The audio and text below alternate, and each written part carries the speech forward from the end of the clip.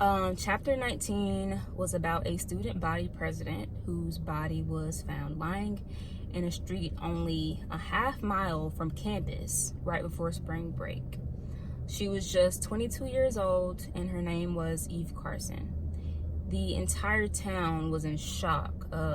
There were even student journalists who decided to cover the murder. One of the journalists knew Carson, and that was Adam Rue. He was a senior who worked part-time for WCHL, which was a local radio station. He knew Carson from the journalism school's TV station while covering student government news.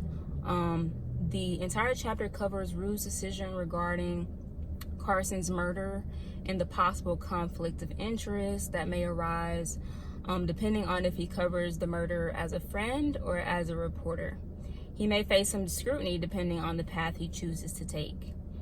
The issues that came in this chapter surrounded Rue's decision to cover the murder, more so as a reporter and less as a friend of Carson's. He would take a much different approach than normal reporters, though he didn't want his response to be robotic, and he decided that some emotion would do good to a certain extent. Another issue faced was to make sure the source for the information regarding the murder was correct and accurate. Another bigger issue was him standing his ground at the vigil in her memory. It's a very emotional event, and media presence is not really appreciated in moments like those.